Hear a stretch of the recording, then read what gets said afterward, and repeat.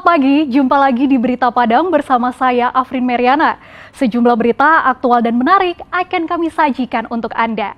Berikut 3 berita utama pagi ini.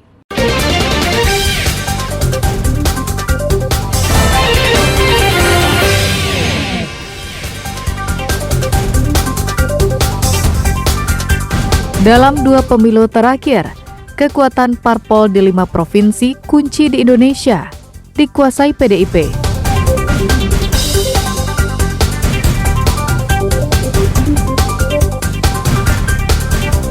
Bocah yang sedang mandi-mandi di wisata ikan larangan tewas tertimpa pohon yang jatuh ke sungai.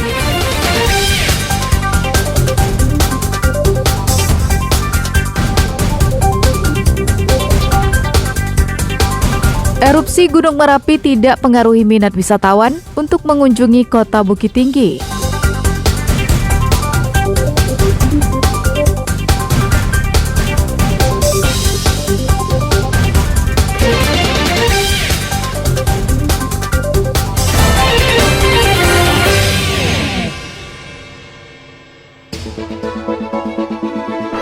Kita ingin kesulitan ini berubah menjadi kemudahan. Saya komit, saya siap melanjutkan semua strategi untuk menjaga demokrasi berjalan dengan baik.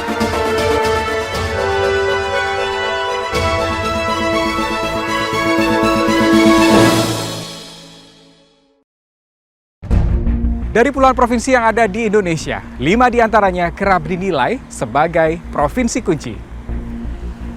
Selain memiliki pemilih dan alokasi jumlah kursi yang banyak, kelimanya dianggap menjadi representasi mewakili pilihan warga yang beragam, baik di Jawa maupun luar Jawa. Yang pertama adalah Jawa Barat. Di pemilu tahun 2014, partai politik yang menguasai provinsi dengan jumlah pemilih terbanyak di Indonesia adalah PDI Perjuangan dengan jumlah raihan suara 19,63%. Tapi 5 tahun kemudian, Partai Gerindra berhasil menyingkirkan PDIP dengan raihan suara 17,65%.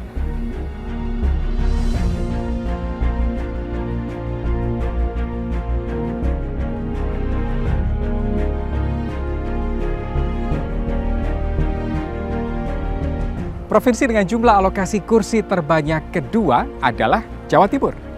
Di pemilu 2014, Jatim dikuasai oleh PDI Perjuangan dengan raihan suara 17,91%. Di 2019, ternyata Jawa Timur juga masih merah, bahkan dengan suara lebih banyak, yakni 19,41%.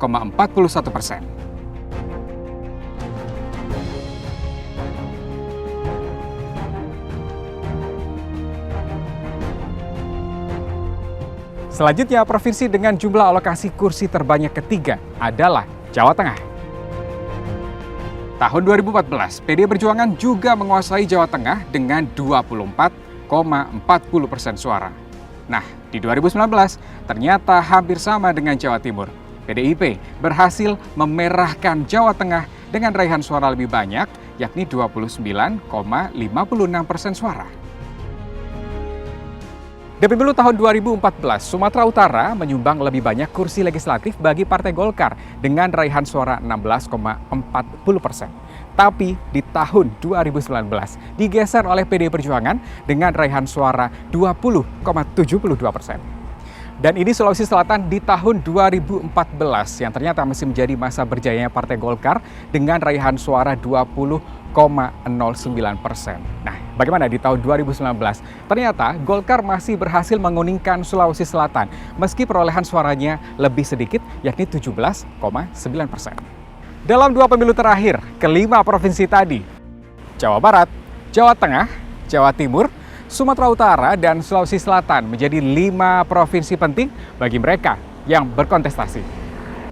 Terlepas dari 5 provinsi kunci yang menjadi medan perang perebutan suara tadi, sejatinya nasib bangsa Indonesia 5 tahun ke depan ditentukan oleh tangan tiap orang yang masuk dalam daftar 204,8 juta pemilih tetap di pemilu 2024. Termasuk saya, Anda, dimanapun Anda berada.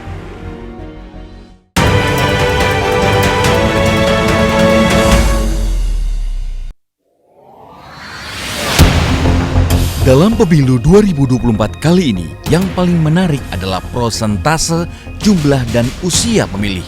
KPU mencatat kalangan generasi Z alias Gen Z dan generasi milenial menjadi jumlah pemilih terbanyak.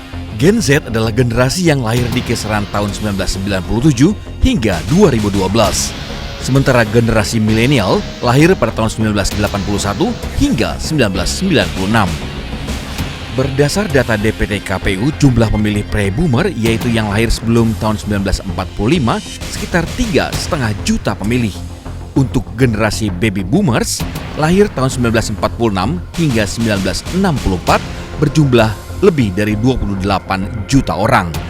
Untuk Gen X yang lahir tahun 1965 hingga 1980, jumlah pemilihnya hampir 57,5 juta pemilih. Paling banyak adalah pemilih dari generasi milenial dengan hampir 68 juta pemilih. Sementara pemilih muda dari Gen Z dengan hampir 47 juta pemilih. Semua pemilih akan memperebutkan 580 kursi DPR RI dari 84 daerah pemilihan.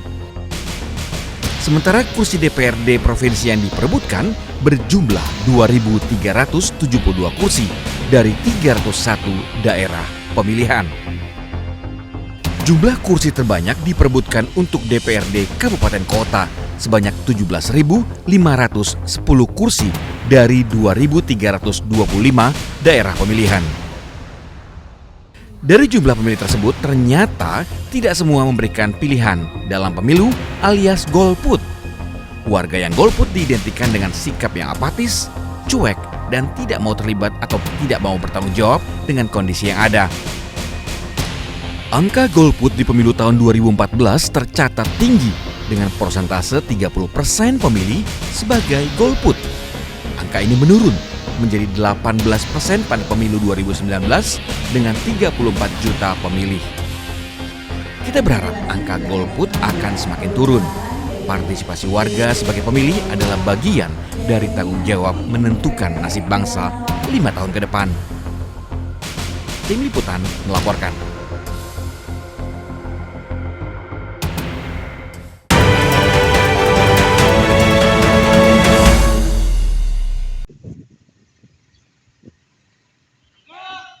Memasuki masa tenang yang menandakan pemilihan suara sudah semakin dekat, Bawaslu Pasaman Barat dengan pemangku kepentingan terkait gelar apel gabungan di halaman kantor Kesbangpol Pasaman Barat.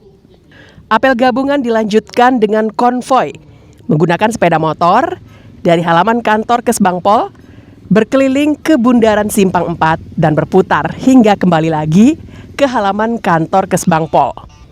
Konvoi dilakukan dengan membawa sejumlah poster dan spanduk dengan berbagai peringatan dan ajakan, salah satunya tidak boleh politik uang. Bawaslu juga akan menggerakkan seluruh jajarannya untuk mengawasi 90 nagari di Pasaman Barat. Selain itu, Bawaslu juga akan melakukan patroli di berbagai titik pada masa tenang sebagai bentuk pencegahan terjadinya politik uang. Pencegahan, penanganan pelanggaran, pengawasan pada masa tahapan masa tenang ini. Nah, ada 90 nagari di Pasaman Barat ini, ada 90 pengawas nagari kita, kemudian ada 1.286 TPS, dan di masa tenang ini kita gerakkan seluruhnya untuk melakukan pengawasan dan patroli pengawasan politik uang pada masa tenang ini. Selain itu, Bawaslu juga membuka posko pengaduan atau pelanggaran pemilu. Sehingga jika ada warga yang mendapatkan informasi pelanggaran bisa melaporkan ke Bawaslu Pasaman Barat. Safatul Ulum melaporkan dari Pasaman Barat.